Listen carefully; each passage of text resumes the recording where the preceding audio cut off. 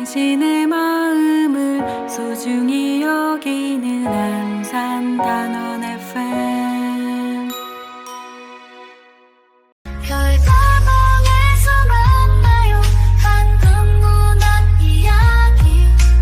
별과 함께 떠나요. 낭만 가득한 밤. 깊은 밤의 속삭임. 글자 속의 여행길. 우리 마음속 이야기를 다 함께 전해요.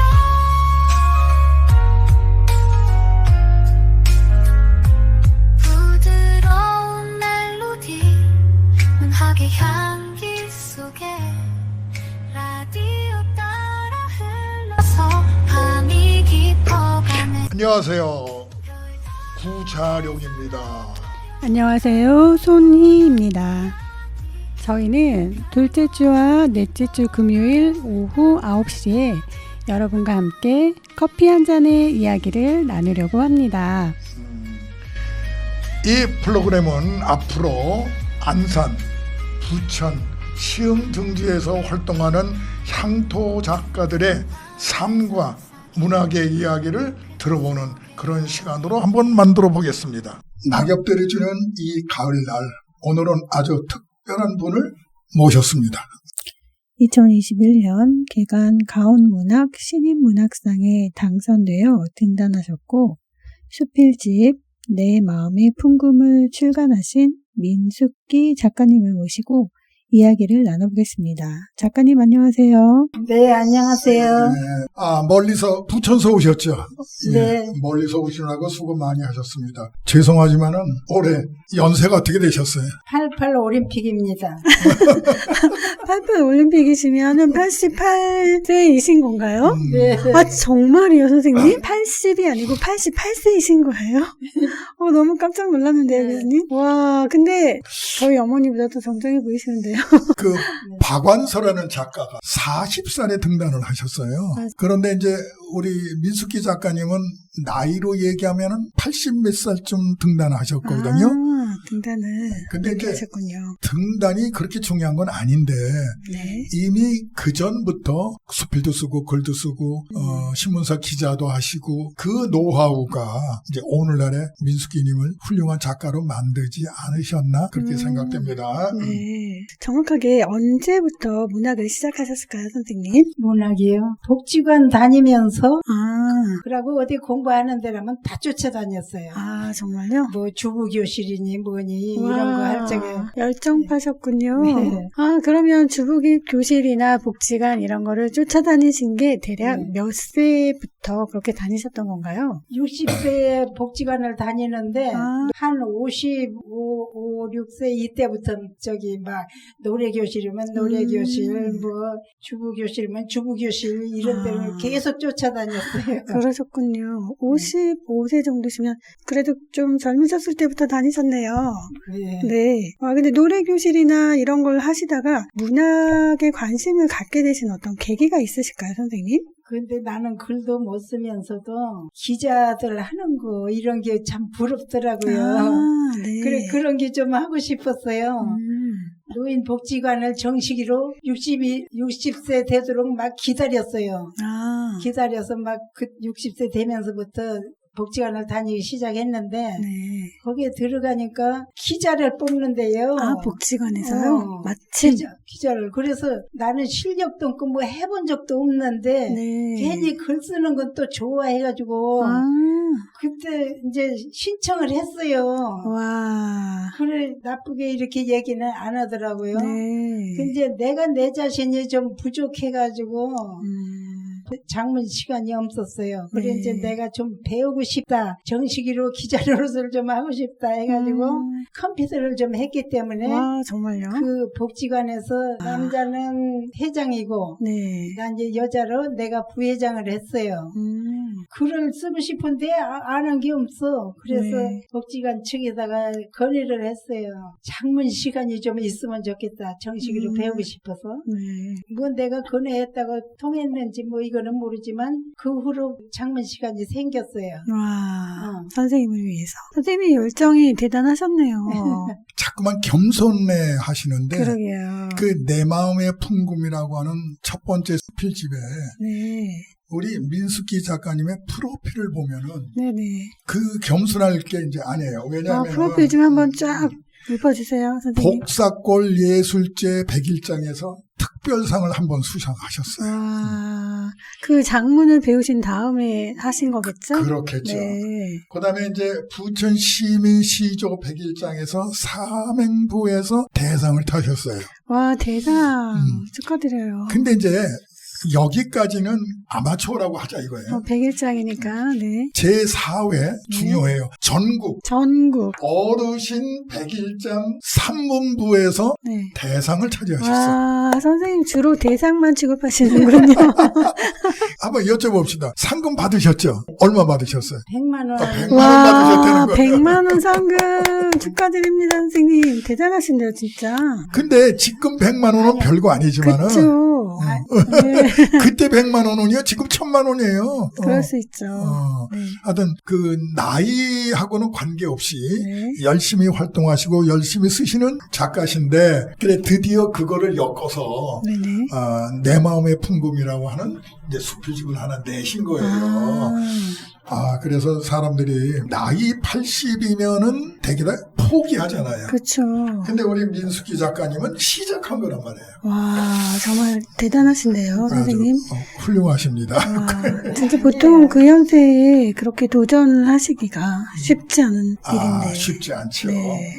그냥 와. 좋아서 쫓아다녔어요. 와, 선생님 정말 존경합니다. 또 수필집까지 이렇게 내시고. 이분이 글만 쓰신 게 아니라 거창하게 얘기하면 휘워, 그다음에 서예, 또 말씀 좀 한번 해보세요. 서예 배웠지요. 서예. 아까 복지관에서 하는 아마 여러 프로그램들을 다 섭렵하지 않으셨을까. 이제 희우대라는 게 있는데 네네. 쭉 가서 거기서 쓰는 거예요. 대상 탔어요. 와, 대상 타셨어요? 네. 그러니까 다. 아니 근데 우리 민숙기 작가님은 대상 아니면 그러니까요. 그게 경기도예요. 경기도. 와, 경기도 전체에서. 경기도. 이야, 대상만 휩쓸고 다니시는.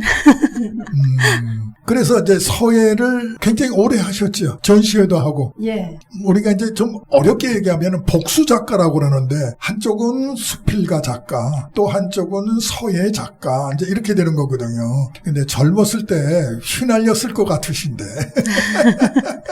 젊었을 때 아까 복지관 노래교실도 가시고 그랬잖아요. 배우는 거라고는 일단 다 쫓아다녔어요. 대단하십니다, 정말. 그냥 쫓아다니기만 했어요. 열심히 쫓아다니신 것 같아요. 네. 배우는 거라고 하면 다 쫓아다니셨는데 특별히 그 중에서 문학이 가장 마음에 들으셨나 봐요. 수필집까지 내시고 꾸준히 지금도 활동을 하시고. 그게요. 학교 다닐 때 네. 나는 본래 말수가 적어요. 말을 못해요. 아, 네. 친구랑도 옆에 있는데도 계속 글로만 써서 대화를 했어요. 아, 정말요? 친구가 좀 답답했을 것 같은데요? 아니요, 그 친구도 그걸 좋아하더라고. 진짜요? 그래, 우리 둘이는 맨날 입은 안 떼요. 그냥 글로만 써가지고 그 쪽지 편지가 내가 모아놨던 게 한참 됐었어요. 아, 진짜요? 그것도 귀한 자료네요. 정말 그건 드문 일인데요. 보통 여학교 때 친구들이랑 막 주절주절 같이 떠들고 그런 재미로 같이 친구랑 다니는데 선생님은 이야기를 안 하고 편지를 주고받았다는 거잖아요. 와. 근데 그 친구도 네. 말을 안 하는 사람이에요. 그러니까요. 그거 너무 독특한데요. 그렇게 둘이 통하는 거야. 네. 그래 또 편지 하다가도 찔찔 울고 서로 쪽지 편지를 주고받으면서 네. 말은 못하고 둘이 그냥 찔찔 울고 이랬어요. 편지를 주고받으시는데도 부정거를 쪽지를 주고받으면서 그러니까 이제 반 친구들은 쟤들이 왜 저렇게 찔찔 그러나 싶어가지고. 말도 안 한 애들이 싸웠나? 그러고 이제 졸업한 후에도 계속 이제 편지를 주고받는데 네. 편지를 또 주고받는 편지 속에 네. 그냥 주고받는 게 아니고 정성을 다하는 거예요. 아, 이쁜 잎새나 꽃, 아 진짜요? 꽃 같은 걸 책에 눌러서 다디미돌에 눌러서 와. 그래 말려가지고 편지 속에 언제든지 꽃송이를 서로 와, 왔다 갔다. 선생님 그건 거의 연애 수준인데요.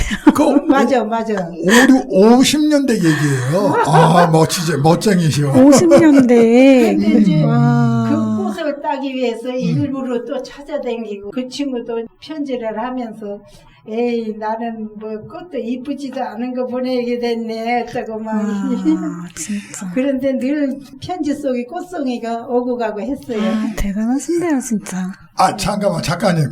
지금 제가 여고 시절 얘기를 하는데, 네. 제가 이제 내 마음의 풍금을 이제 어떻게 이제 읽어봤는데, 여기 기막힌 사연의 편지가 한 통이 있더라고요. 아, 그게 혹시 그 친구분이랑. 아니지. 아니에요? 그 친구가 아니고, 연애 편지? 선생님과의 아주 선생님과의 연애 애정이- 편지인가요? 이제 뭐 세월 갔으니까. 그 선생님과의 연애 편지는 또 우리 구재룡 교수님 편지를. 선생님 괜히 그러시는 거지 연애 편지는 아니고 내가 선생님을 존경했기 때문에 네. 그 딴 데로 전금 가신 게 서운해가지고 아, 이제 거기다 이제 선생님한테 편지를 썼지. 그런데 작가님, 네. 그 선생님이 민숙이라는 여고생한테 보낸 편지를 보면은 네. 그게 아니에요. 진짜. 어? 그게 아니라니까. 제가 우리- 아, 기가 막힙니다. 여기 활자 있는 거 읽어보세요. 숙자 영동을 이별한 지 근일까지 왕왕 편지를 받은 적은 있으나 그 어느 누구보다도 숙자에게서 편지를 받은 순간과 같이 기쁜 감을 느낀 때는 없었다. 당장이라도 영동에 달려가서 숙자와 만나보고 싶었다. 온후한 민숙자, 여간에서 말을 하지 않고 항상 빙그레 웃던 그 아련한 모습이 눈에 떠오른다. 숙자는 원만한 성격, 튼튼한 여성. 나는 숙자를 생각할 때마다 이러한 생각이 떠오른다. 그러나 인간은 한 번 이별하면 그만이라는 말과 같이 사랑하는 숙자와도 한 번 이별하고 보니 좀처럼 만날 기회가 없다. 아마도 숙자와 나는 영원히 상봉할 기회를 갖지 못할 운명에 처하였을까? 그렇지는 않겠지. 언젠가 한 번 더 만날 기회가 있겠지. 그만. 이야, 아, 그 진짜 연애 선생님이- 편지 수준인데요. 그 선생님이 결혼하셨죠? 아이 그럼요. 결혼하셨죠? 애기도 있고. 네. 그러니까 그 선생님이 결혼한 걸 아마 통탄한 것 같아. 아니요 그런 건 아니에요.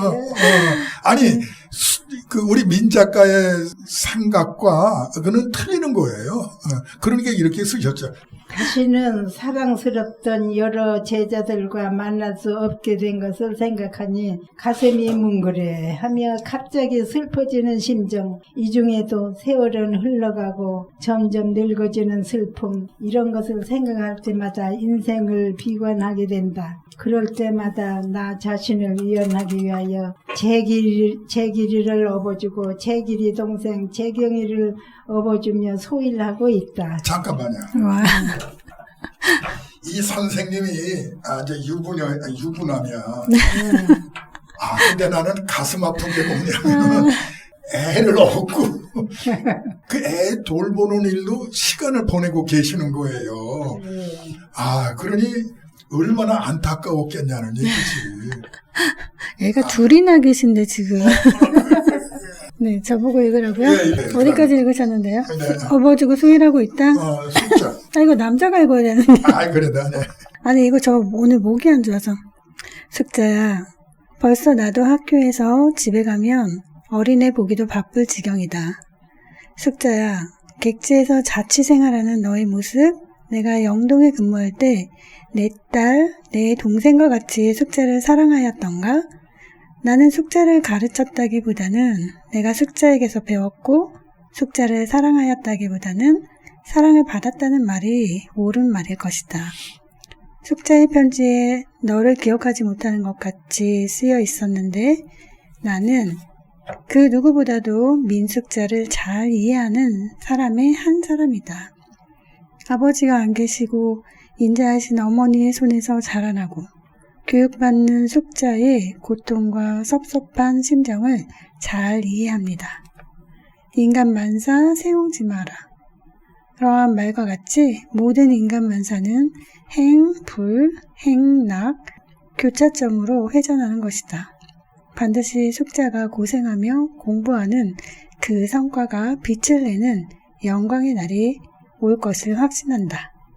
몸은 비록 보온에 와 있지만 항상 내가 가르친 그 학생들이 어떻게 지내는가 하고 생각할 때 나의 마음은 무한히 쓸쓸해지고 섭섭한 감정에 사로잡혀진다.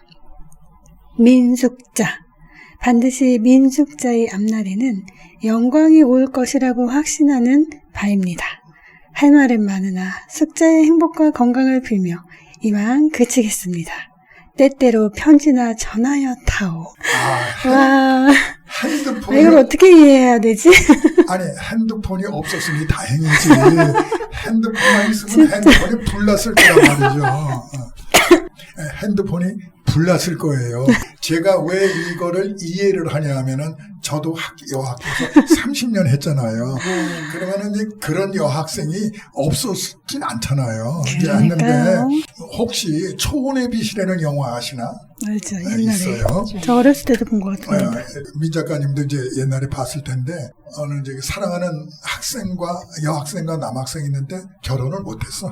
여학생이 결혼한 남자친구의 집을 다녀오면서 초혼의 빛이라는 시를 낭송하는데 워즈워드라고 하는 미국의 유명한 시인이 있어. 이루지 못한 사랑이거든요. 이루지 못한 사랑.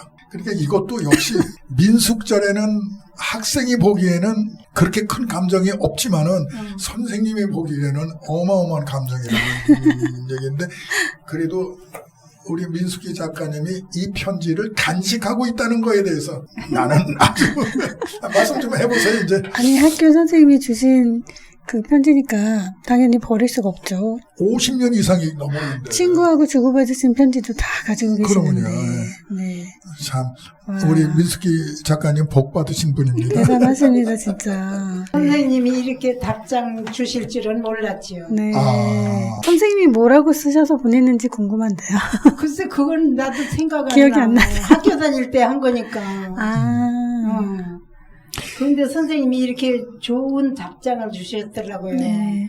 그래서 그 편지 지금까지 가지고 있는 거예요. 그러게요. 근데요.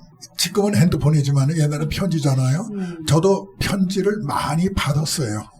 그런데 답장하는 거는 그렇게 쉽지 않아요. 그렇죠. 선생님이. 그렇죠. 한두 명이 아니니까. 그랬어요.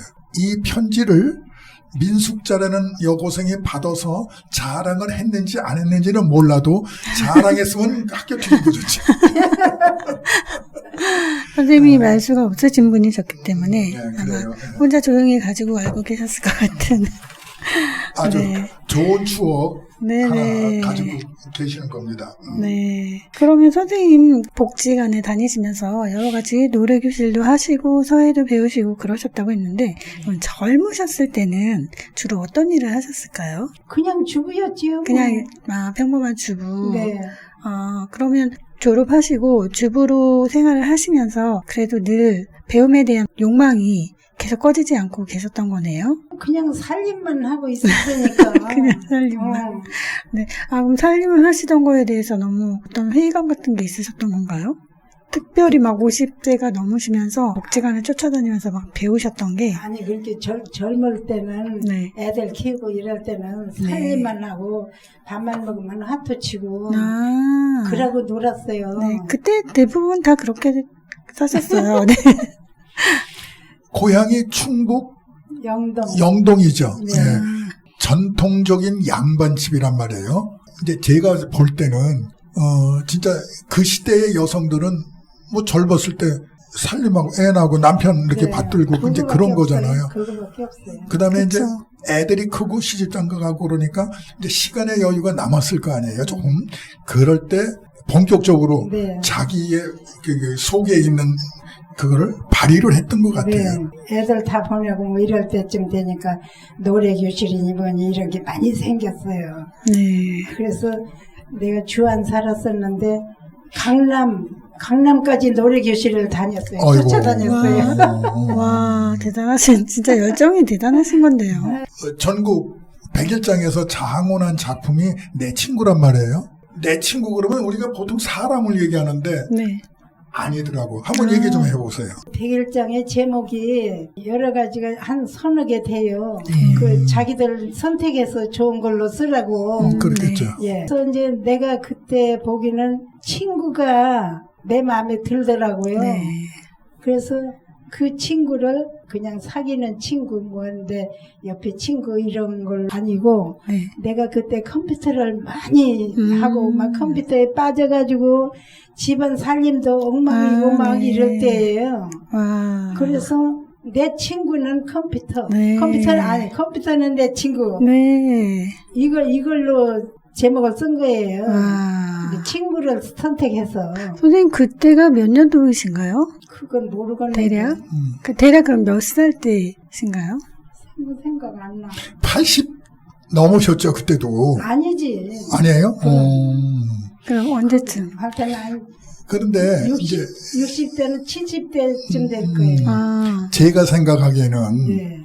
101장의 시제가 나오면은 친구 그러면은 아까 얘기했듯이 사람을 생각하지 그렇죠. 그쵸. 그걸 생각하는 사람은 그래서 대상으로 그렇죠. 선정된 거예요. 제가 지금 그런 것 그 같아요. 말씀을 드리려고 도대체 몇 살 때 그거를 101장을 하셨는데 내 친구라는 시제를 가지고 컴퓨터를 내 친구로 생각할 수가 있었을까를 지금 얘기하려고 했던 거죠. 그게 그 전에 그런 장문을 아까 장문교실 하셨다고 했는데 그 전에 장문교실에서 그런 걸 배우신 게 아닐 거 아니에요. 101장 나가셨을 때는. 그렇죠. 네, 그러니까요. 그게 원래는 저희가 말을 하면 저는 이제 수필을 쓰니까 본격 수필이라는 거거든요. 그러니까 일반적으로 우리가 어떤 사물을 보고 그냥 그거를 그 사물이 나타내는 것을 그대로 쓰는 게 아니라 네. 그 사물을 우리가 시처럼 어떤 거에 비유해서 이렇게 글을 쓰는 걸 본격 수필이라고 하는데 선생님이 배우시지도 않은 본격 수필을 쓰셨으니 당연히 대상을 받으시겠죠. 네, 대단하십니다. 와. 내 마음의 풍공을 보면은 민 작가님의 그 작품의 성향을 보면은 생명 존중의 얘기가 많이 나와요. 네. 이제 뭐 한 마리 비둘기를 보고 한 마리의 새를 보고 뭐 모기를 보고 본인은 자기도 모르게 이제 그런 데서 하다 보니까 문학적인 평론적으로 보면은 생명 존중의 수필을 많이 쓴다. 우리가 이렇게 얘기를 할 수 있거든요. 그렇죠. 그런데 이제 대개 다 여기 있는 수필이 젊었을 때가 쓴 게 아니라 나이 드셔서 쓴 거예요. 네. 그러니까 나이가 드니까 그런 것들이 눈에 보이는 거예요. 젊었을 때는 안 보이다가. 그랬는데 아주 좀 의외의 작품이 하나 있어요. 조금만 읽어보실래요? 뭘까요? 어떤 작품을 뽑으셨나요, 구정 교수님? 눈에 들어오시는 작품이 있으시다 보니. 64쪽에 사돈남만. 사돈남. 이제 제가 일단 조금 말씀드릴게요. 우리가 배운 사람일수록 맹해질 때가 있는 거예요. 맞아요. 너무 많이 알아서 적용하기 힘든 거죠. 그렇죠. 읽으셔도 되고 뭐 말씀을 그냥 편안하게 해보세요. 했는데 사돈남말 충청북도하고도 저 끝에 있는 조그만 시골 영동이 내 고향이다. 옛날엔 열차가 여기에 도착하면 상인들이 어깨에 곶감을 팔러 다녔다. 영동명산 곶감 하면서 내가 다니던 학교 산호 언덕에서 내려다보면 영동역이 보였다. 기차가 짧게 정차하는 동안 상인들이 이리 갔다 저리 갔다 하며 곶감 파는 그때 그 모습이 아직도 눈에 선하다. 나는 중학교를 군 소재지로 유학을 했다. 처음에는 고모댁에서 생활하다 나중에는 자취를 하면서 학교를 다녔다. 그때 졸업한 친구들 중에서 20여 명이 서울에서 살고 있으니 촌놈이 출세를 한 셈이 되었다. 그 친구들이 그래서 좀 배웠다고 시집은 모두 서울로 간 것이다. 그러던 어느 때인가 동창들은 아이들 다 키워놓고 서로 안부를 물으며 만나기 시작했다. 그러다 보니 벌써 30년이 되었다. 참으로 기막힌 운명이었다. 시골에서 학교를 다닌 아이들이 어찌 서울에서 동창회를 하게 되었는지 나도 수도권 부천에 사니 그 중에 한 사람이 되었다. 동창 중에는 교수부인도 있고 시장부인도 있고 선생님 했던 친구들도 몇 있다. 그래서 이들은 사모님 소리를 듣고 산다. 나도 남편이 고위공직에 있기에 누구의 사모님 소리를 듣고 산다. 사모님, 그러나 모이면 모두들 옛날 이야기를 하면서 수다 떨기에 바쁘다. 동창이란 것이 역시 좋은가 보다.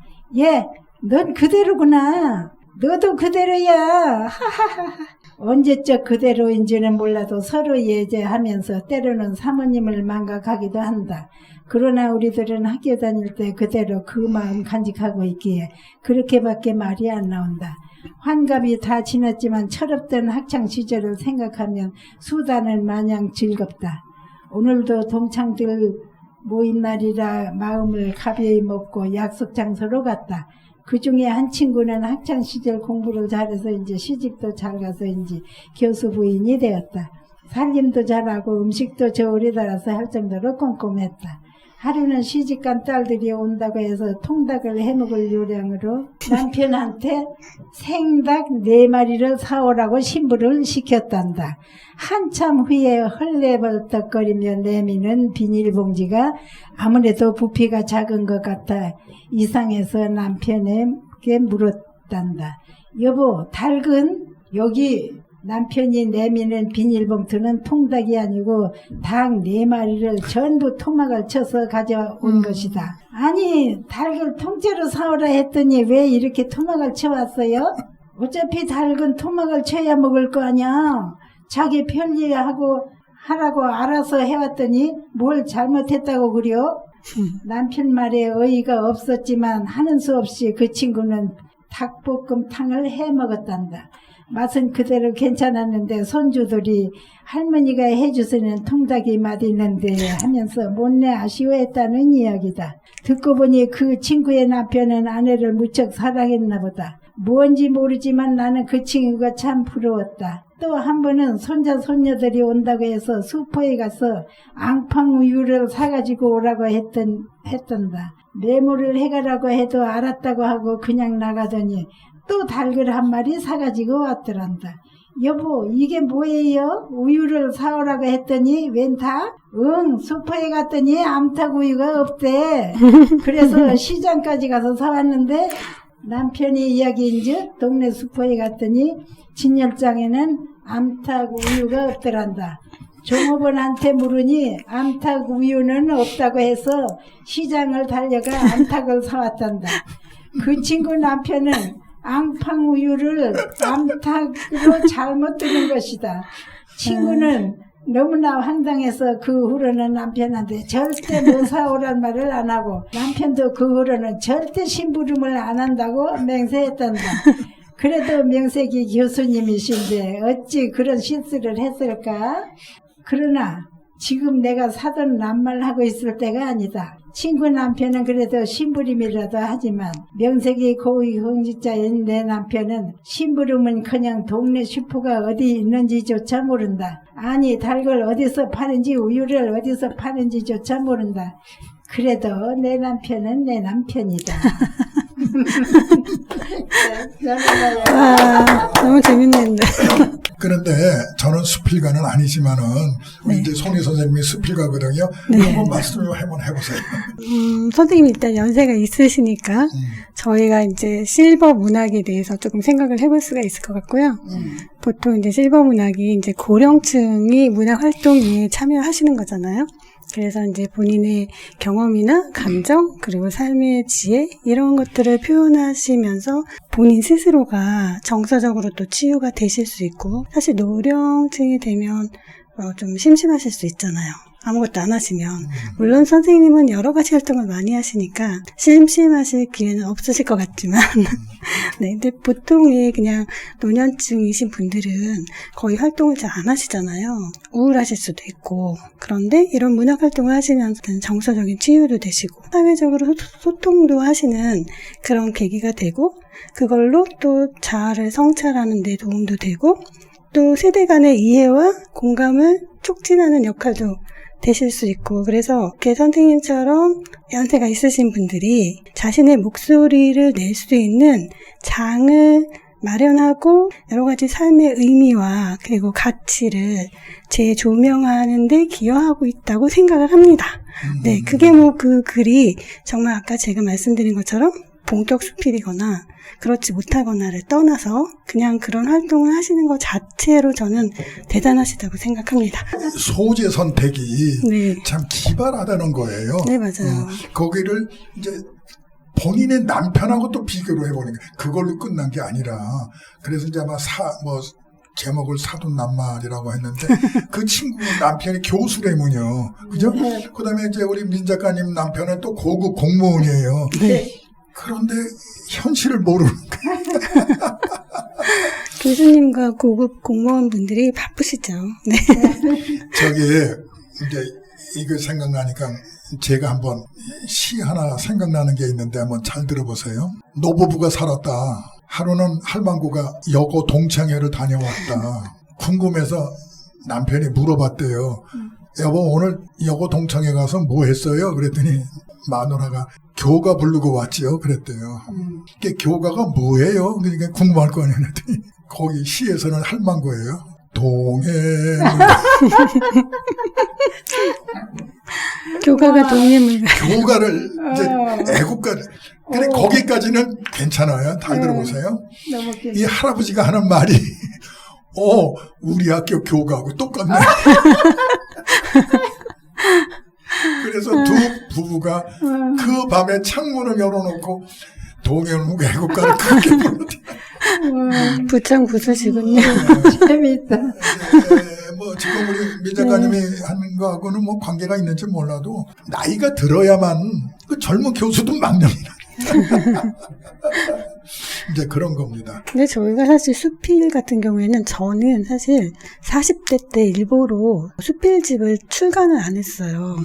왜냐면 40대 때 수필을 쓰면 아니 네가 이제 40밖에 안 살아서 무슨 인생을 안다고 수필을 써 이런 말들을 하시는 걸 종종 봤어요. 주변에서.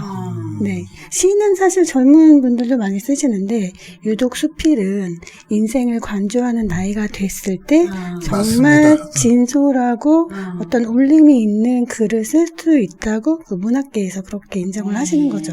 그러니까 20, 30대나 이런 글 못 쓰잖아요. 네. 그죠? 그래서 수필 같은 경우에는 젊은 분들이 쓰면 별로 알아주질 않아요. 오히려 50이 넘어서 써야만 그 연륜에서 나오는 정말 아름답고 훌륭한 그 인생을 관조했던 그 내용들 그거를 또 사람들은 듣고 싶어 하는 것 같고요. 독자들이. 그래서 저는 아직 수필집을 못 내고 있습니다. 그래서 네, 60쯤 되면 수필집을 내볼까 합니다. 선생님 혹시 오늘 그럼 이렇게 특별히 나오셨는데 특별히 듣고 싶으신 노래가 있으실까요? 저는 좀 내성적이라 네. 노래를 남이 알게끔 이렇게 하지는 못했어요. 네. 그런데 학교 다닐 때 음악 시험을 이 풍금을 치고 이제 하나씩 나와서 이렇게 부르게 네네. 됐- 생전 내 목소리는 처음 들었죠, 애들이. 아, 그 정도였어요. 저 음악 선생님이 이제 음악 시험을 보는데 하고 들어왔더니 의외로 선생님도 잘했다고 하고 네. 애들도 아이고 잘했어 네. 그러더라고요. 자신감 뿜뿜. 근데 제 목소리는 본래 안 좋아요. 뭐 아주 낭낭하고 뭐 이렇진 않은데 좀 허스키 하잖아.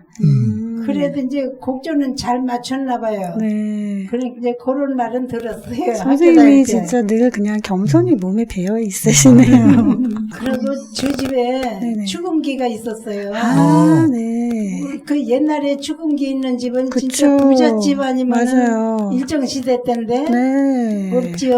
맞아요. 그런데 사실은 우리 아버지가 네. 나이 7살에 아버지 돌아가셨는데 아, 우리 집안의 증조 할아버지가 진사, 고조 할아버지가 참봉, 아이고. 그 그러셨군요.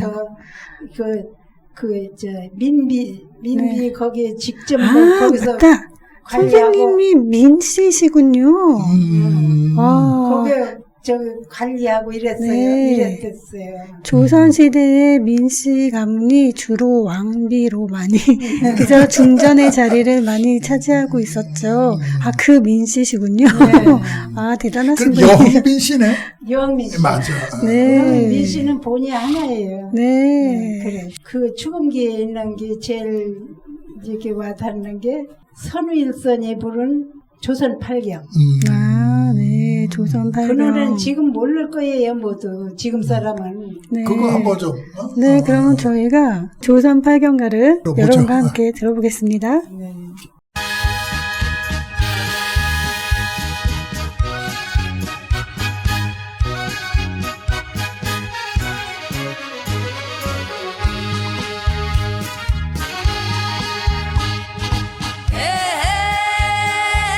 금강산 12000 복마다 기암이요 한라산 높아 속세를 떠나보라 에헤라 좋구나 좋다 지화자 좋구나 좋다 명승의 이강산아 자랑이로구나 석구라 마침경은 못 보면 한이 되고 해운대 저녁달은 볼수록 유정해라 에헤라 좋구나 좋다 지화자 좋구나 좋다 명승의 이강산아 자랑이로구나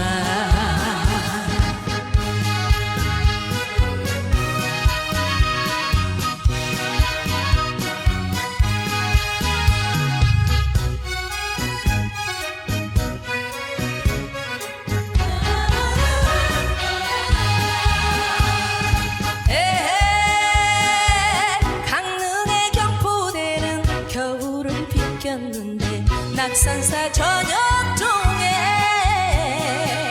어웅이 잠을 깨네 에헤라 좋구나 좋다 지화자 좋구나 좋다 명승의 이강산아 자랑이로구나 백두산 천지가엔 선녀의 꿈이 짓고 압록강 여울에는 뗏목이 경이로다 에헤라 좋구나 좋다 지화자 좋구나 좋다 능승의 이강산아 자랑이로구나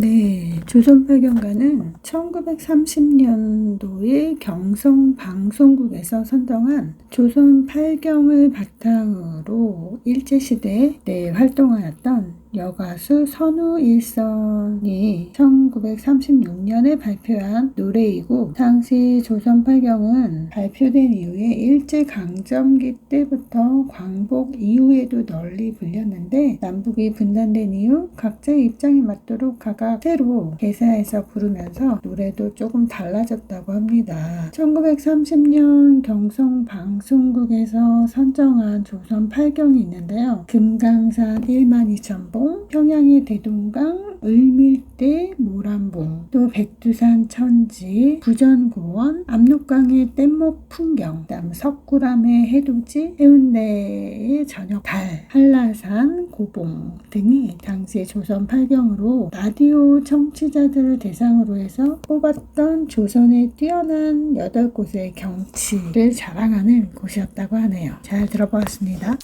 네, 그럼 선생님 아까 우리 구자룡 교수님께서 말씀하시기를 그 선생님 집필하신 책 제목이 내 마음의 풍금이라고 하셨는데요. 사실 제목부터 굉장히 옛 생각이 많이 나네요. 풍금. 네, 혹시 저 책이 어떤 내용으로 좀 집필이 됐는지 우리 독자 여러분들께 조금 소개를 조금 해주시면 좋을 것 같아요. 그냥 저는 일기 형식으로 써놨던 것 같아요. 아, 그럼 어렸을 때부터 일기처럼 쓰셨던 것들을 뭔가 생각나면 네. 써놔야 마음이 좀 풀리고 이래서요. 아, 그래서 어렸을 때부터 아까 친구랑 주고받은 편지도 있고, 맞아요. 그거 외에도 그냥 선생님은 워낙 쓰시는 거를 좋아하셨군요. 우리가 민 작가님 만난 게 네. 한 10년쯤 됐나요? 저하고 만난 지가. 이제 수필집을 만드시겠다고 저를 사실은 몇 번 찾아왔습니다. 아, 그러셨군요. 이게 원고를 보니까 나이 80 넘으신 분의 원고가 아니던 거예요. 그래서 제가 아까도 잠시 말씀드렸지만은 생명 존중의 글이 있다든가 네. 물론 일부에서는 어머니를 그리워하고 가족을 그리워하고 연사가 있으시니 깊이 들어갈수록 네. 이제 수필에 묘미가 있는 거예요. 이 책을 원고를 보면서 그동안에 무던히 글을 쓰느라고 민숙기라는 작가가 고생을 많이 했겠구나 뭐 이런 건데 뭐 보통 작가들은 그러면 나 고생 안 했어요 그럴 수도 있겠죠. 네. 근데 이제 평론가나 제3자가 볼 때는 그런 생각을 많이 갖게 됩니다. 그래서 아까 말씀드렸듯이 아버지가 7살에 돌아가셨다고 그러더라고. 그죠? 네. 이제 그 애환이 이제 일부 내 마음의 풍금이라는 부 안에 많이 담겨져 있더라고요. 아까 우리 손희 선생님이 얘기했죠. 젊은 사람들이 수필을 쓰면 이렇게 못 쓸 거란 말이에요. 그죠? 그렇죠. 그러니까 이 글을 공감하는 분들이 많이 있을 거라 그런 얘기지. 맞아요. 네. 그리고 사실 선생님 연세에는 전쟁도 겪으신 시대이시고 그 전쟁으로 인해서 부모님이 돌아가신 분들이 많이 계시죠. 그 어머니 얘기하고 고모님 얘기하고 한번 풀어보시죠. 어머니 얘기부터. 여기 어머니 받은 편지도 있고 그렇던데. 아, 어머니하고도 주고받으신 편지가 있으신 거예요? 말씀을 잘 안 하시니까 어머니랑도 편지를 하신 거예요? 아니, 어머니하고 여기 엄마가 보낸 편지도 있잖아. 주고받은 게 아니고 그 편지 내용은 대략 외삼촌이 장가를 가셨는데 네. 옛날에 시집 가면은 친정에서 얼마를 묵다가 이렇게 하고 오고 네네. 이런 그렇게 이제 장가를 가고 외삼촌 댁이 친정에 가서 있고 그런 내용을 쓴 거예요. 네가 장가 가서 참 기쁘다. 색시를 언뜻 보고 와서 또 보고 싶다. 그래 친정에 가서 언제 온다냐 오기는 왔냐 이제 그런 내용이에요.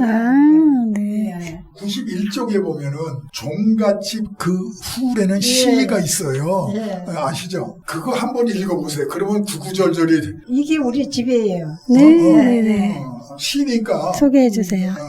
봄이 오면 뒤뜰에서부터 시작하여 온통 꽃밭이 되었던 어릴 때 살던 고향의 기와집 풍경. 봄의 전령으로 제일 먼저 찾아오는 손님은 뒷밭에 노란 산수유 꽃이었지요. 사당 뒤로 돌아 언덕으로 올라가 몇 가지 꺾어다가 화병에 꽂아놓고 친구에게 봄 소식 전하며 편지 쓰는 것을 낙이었지요. 담장 밑으로 나지막이 기대 서 있는 앵두나무, 배나무, 살구나무, 무화나무 그 중에서 특히 무화꽃을 사랑했지요. 무화꽃은 예쁘고 연약하지만 열매는 단단하고 못생겼지요. 그 못생김을 향기로 대신한다나 입 떨어진 가지 사이로 샛노란 몸매를 자랑할 쯤 소쿠리에 몇 개 담아 책상 위에 두면 온 방안이 모과 향기로 그득했지요. 계절마다 파란 잎 사이로 피어나는 분홍꽃 지는 게 아쉬워 책갈피에 넣어 말린 후 친구 영란에게 편지 쓰던 추억도 있지요. 편지 속에 언제나 꽃송이가 오고 가고 봄이 되면 온 동네가 꽃대거를 이루고 뒤란에 배나무가 순백의 꽃잎을 자랑할 즈음 우리 네 자매는 한 글씩 이름을 정했지요. 키 큰 성기나무, 아담한 숲기나무, 키 작은 석자나무, 예쁜 증저나무 아직도 무럭무럭 자라고 있을 거예요. 파란 잎 사이사이로 앵두가 조랑조랑 터질 듯 매달리면 단오절에 따다 차례상에 올리고 앞동산 동아줄 그네가 어린내 소 손엔 버거워 그네를 뛰다 땅바닥으로 떨어지기도 했었죠. 어른들은 단오가 지나면 3일도 못 가서 아이들 다친다고 그네줄을 댕강 잘라 아쉬워했던 일들도 있었지요. 사랑채암 화단에는 한밭꽃 작약, 백합, 백일홍, 난초 온갖 맵시를 자랑하고 긴긴 여름 낮에는 매미소리 밤에는 두견새 울음소리 들리면 가을을 자책하는 열매의 계절이 오지요. 가을이 오면 집둘레를 싸고 있는 감나무에 주렁주렁 중새감이 열리죠. 설이 올 때까지 두면 반물렁이가 되어 쪼개 먹으면 뜯지도 달지도 않고 맛있던 감. 그 중에 제일 맛있는 건 고목에 열린 먹감이었지요. 어머니께서는 내가 꽃감을 좋아한다고 시집간 딸을 생각하며 네가 좋아하는 재미로 꽃감을 만든단다. 오늘 아침 감나무에서 까치가 까까까 하더니 우리 딸이 오는구나 반겨주시던 어머니. 그 나무에 해마다 감이 열리지만 어머니 생각하다가 저 혼자 열렸다 저 혼자 떨어지네요. 아들 없는 서름 뒤로 하고 아버님 곁으로 가신 지 30여 년 300여 평 대지에 촌에서 드물게 보는 기와지 딸만네 종갓집에 대를 이을 자손들 없기에 집 지킬 사람도 없게 되었지요. 내 어릴 적 꿈이 컸던 꽃대골 자매 같은 감나무들 아무도 없는 집에 지킴이 되었지요. 지금은. 와, 멋있네요.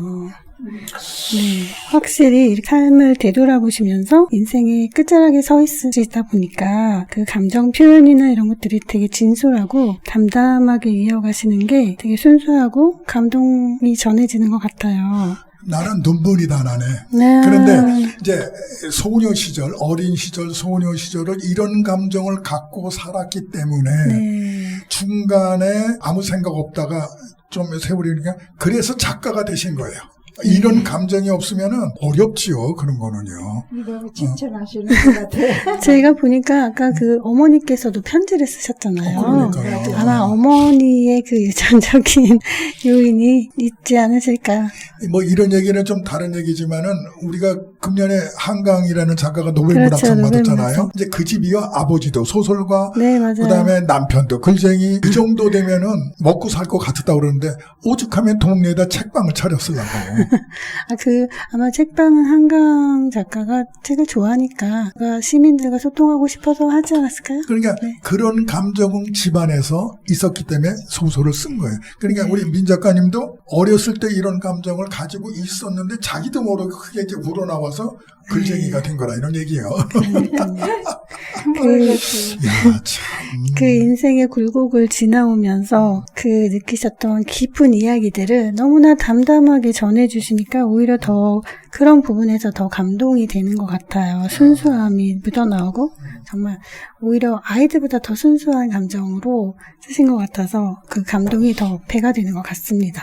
근데 이제 수필가신데 네. 이제 이렇게 원고를 보니까 시적인 감정도 많아서 이제 여기에 보면 나도 시를 쓰고 싶다 그런 부분이 있거든요.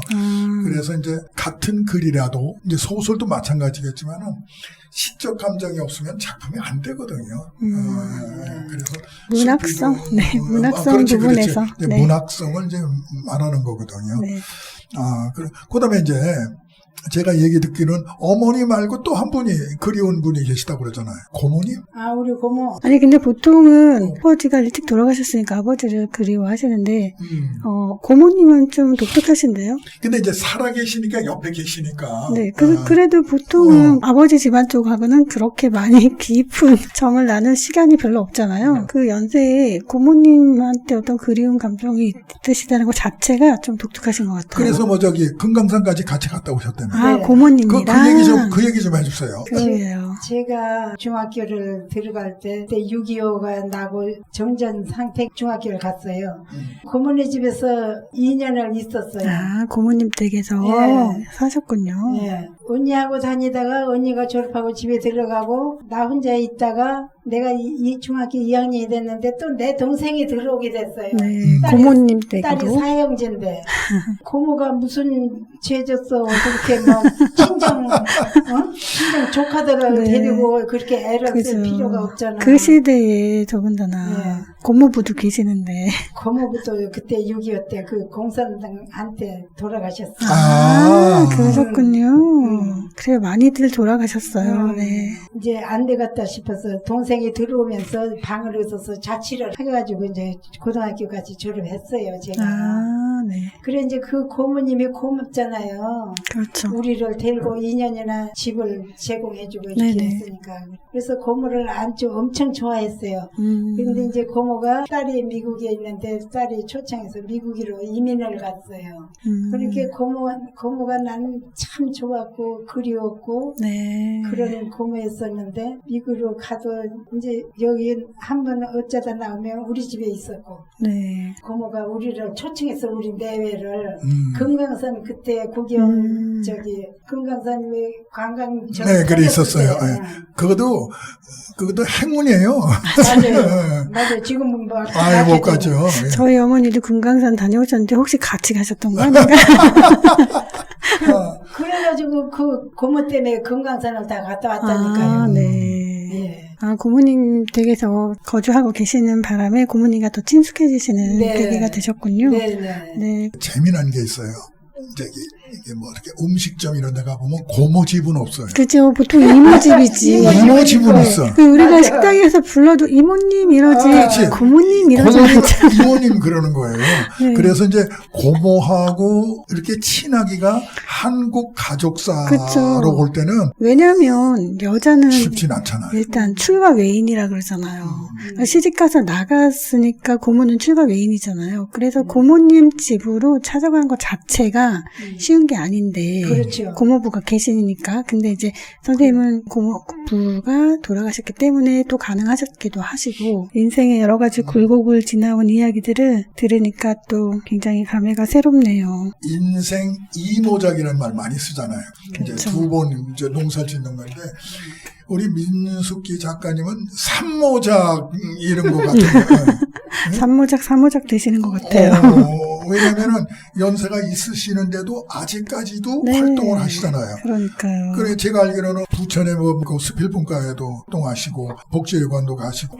그럼 선생님이 88세 되셨다고 하셨는데 지금 88세로 문화활동을 계속 하시면서 특별히 독자들에게 전달하고 싶으신 어떤 메시지가 있으시면 짧게 한번 말씀해 주세요. 지금 연세에서 꼭 이 얘기는 우리 독자들에게 해주고 싶다. 뭐 이런 게 혹시 있으실까요? 그냥 겪은 대로 네. 산 대로 네. 그대로 써버렸다면 뭐 글이 되는 것 같아요. 아, 예. 많은 독자분들도 본인의 삶 속에서 일어나는 일들을 그냥 지나치지 말고 일기 쓰듯이 그렇게 겪은 대로 자꾸 본 대로 써봐. 자꾸 써봤으면 좋겠다는 말씀이시죠? 네. 선생님이 그렇게 해보시니까 어떤 점들이 좋으셨나요? 사모님 거 작가도 되고 했잖아. 네, 그런 그렇죠. 게 좋죠. 네. 상도 타고 네, 또 맞아요. 잘하면 돈도 받고. 상도 그냥 상도 아니고 대상을 몇 개씩 받으시고. 그 대상을 그렇게 받으셨는데. 그러니까요. 근데 이 책에 보면요. 네. 우리 민 작가님 저게 여고시도 사진이 네. 이제 있는데. 흑백 참 사진이네요. 복스럽게 생겨가지고. 아, 아까 그래서 내가 진작에 영동에 갔으면. 아까 그래서 그 선생님이 그렇게 편지를 또 주신 거 아니실까요? 라이벌이 될 뻔했죠. 자, 재밌네요. 때로는 나도 시를 쓰고 싶다 그렇게 했는데 네. 아까 이제 수필에서는 사돈 남말하네라는 그 수필을 통해 가지고 전환적인 얘기를 쓰셨는데 그 중에서 세탁기라는 게 있어요. 시를 쓰셨어요. 네. 시를 쓰는데 이것도 또한 반환점이 나오는 거예요. 저는. 네, 시 한 수는 읽고 가야겠네요. 네네, 저희가. 한번 해보세요. 내 이름은 오케 세타키. 정년은 10년, 나이는 25년. 배보다 배꼽이 더 큰 25년을 덤으로 사는 동안 허리도 아프고 팔다리도 아파. 병원행 2번, 대수술 1번, 왕지는 수십 번. 아직도 임무수행 잘하고 있지만 가끔 탄수가 힘이 들어 소리를 꽥꽥 지를 때도 있다. 그 모습 보고 오는 손님 가는 손님 최신형으로 바꾸라고 하지만 그래도 주인은 자랑한다. 보기 드문 장수라고. 죽기 전에는 절대 바꾸지 않을 것이란다. 나야 고맙지. 세탁기가 말했어요. 주인장도 이제 인생 곡에 접어드니 여기도 저리고 저기도 쑤시지만 옛날을 그리워하며 살았다. 그러던 어느 날 딸들이 새 친구를 데려오는 바람에 주인장께 인사도 못하고 섭섭하게도 쫓겨났습니다. 아이고. 아이고서 나한테 물어보잖아. 하도 안 바꾸니까. 네. 아, 그렇지. 애들이 나 없을 때 그냥 싹 바꿔놨더라고요. 그렇군요. 아이고, 엄마 아이고. 있을 때 얘기해봐, 안 바뀌지. 병원도 그렇게 여러 번 보내시고 정을 많이 쏟으셨는데, 그쵸? 아이고, 참, 자식들이 그 마음을 몰라주고. 그 세탁기 되게 재밌네요. 네. 한 가지만 더 여쭤보고 마무리를 할게요. 뭐냐면, 늦깎이로 이제 문학을 시작하셔서 네. 지금까지 열심히 글을 쓰셨고, 또 아까 이제 독자들도 틈나는 대로 선생님처럼 글을 쓰셨으면 좋겠다. 이런 말씀을 하셨는데, 선생님은 그 마지막까지 독자분들에게 어떤 작가로 기억에 남았으면 좋으실까요? 뭐 어떤 작가가 있나요? 그냥 민숙이라는 사람만 알아주면 고맙죠. 네. 그러니까- 참 순박하시고 정말, 그쵸? 그러니까 그냥이라는 단어가요. 네. 참 멋있는 거예요. 맞아요. 저는 깜짝 놀란 게 아까 잠깐 노벨문학상 얘기하셨지만 그 한강 작가가 노벨문학상을 받았는데 축하를 하지 마라. 네. 아, 멋지더라고. 지금 그쵸. 전쟁으로 죽어가는 사람이 이렇게 아직도 많은데 노벨문학상이 뭐 대단한 거라고 축하를 하고 난리냐. 축하도 하지 말라고 하고 인터뷰도 거절하고 그런 모습을 보면서 격이 다른 작가구나. 역시 노벨문학상을 받을 만한 그릇이었네. 이런 생각들이 살짝 들었거든요. 이제요, 노벨문학상이 일본이 2번 받았어요. 네네. 중국이 1번 받고, 네. 1914년 그 인도에 탁골이 낸 사람이 시작으로 해서. 네. 우리 진짜 100년 만에 처음 받은 거예요. 그렇죠. 노벨문학상을 탄 한강 작가도 많이 축하해주고 싶고 우리 지금 88세가 되셨는데도 저렇게 왕성한 활동을 하시는 우리 민숙기 작가님도 너무너무 다 대단하십니다. 훌륭하십니다. 감사합니다. 먼 데까지 네. 오셔서 감사합니다. 네. 예, 예. 그러면 우리 마지막으로 선생님이 아까 신청하셨던 동심초 들으면서 마무리하겠습니다. 지금까지 구자룡 손희였습니다.